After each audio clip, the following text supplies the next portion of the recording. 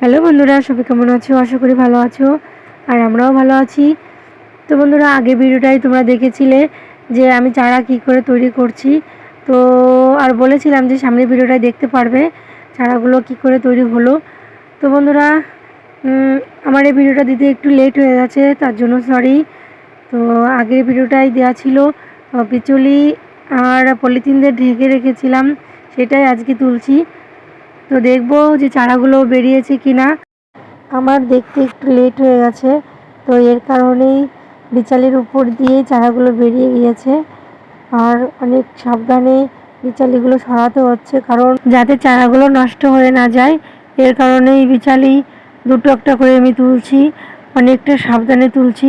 তো বন্ধুরা দেখো, আমি কিন্তু পুরোটা বিচালি তুলে ফেলেছি আর চারাগুলো পুরোটা বেরিয়েছে। আমার তো খুব আনন্দই লাগছে, কারণ জীবনে প্রথম কিছু তৈরি করতে পেরেছি। আর চারাগুলো না ধীরে ধীরে বড় হচ্ছে।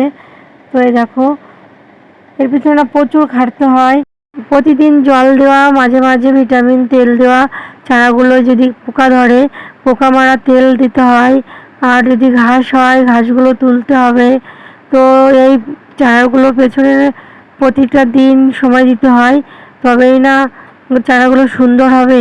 তো বন্ধুরা, আমি কিন্তু প্রতিটা দিন একইভাবে সময় দিয়ে গিয়েছি চারাগুলোর পেছনে। ধীরে ধীরে চারাগুলো বাড়তে শুরু করেছে আর চারাগুলো না সম্পূর্ণটাই সবুজ, এত সুন্দর লাগছে দেখতে। তো বন্ধুরা, এই দেখো, এই চারাগুলো না অনেকটা বড় হয়ে গেছে আর পাতাগুলো না এতটা সুন্দর লাগছে, এতটা সবুজ হয়েছে। আর চারাগুলো না একটু মোটাও হয়ে গেছে, খুবই সুন্দর।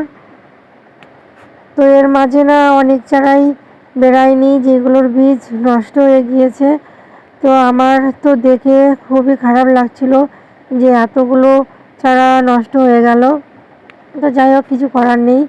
অবশেষে চারাগুলো অনেক বড় হয়ে গিয়েছে, যেগুলো জমিতে লাগানোর জন্য একদম তৈরি। এই চারাগুলো তৈরি করতে অনেকটা সময় লেগেছে, যেটা এই ছোট্ট ভিডিওতে দেখানো সম্ভব নয়। তবুও যতটা পেরেছি আমি ততটা দেখানোর চেষ্টা করেছি। তো বন্ধুরা, আগের ভিডিওটা যারা দেখোনি, ডেসক্রিপশনে লিংক দেওয়া আছে, গিয়ে দেখে এসো।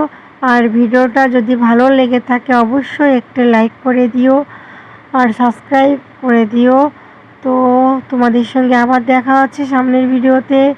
তো সবাই সুস্থ থেকো, ভালো থেকো, টাটা।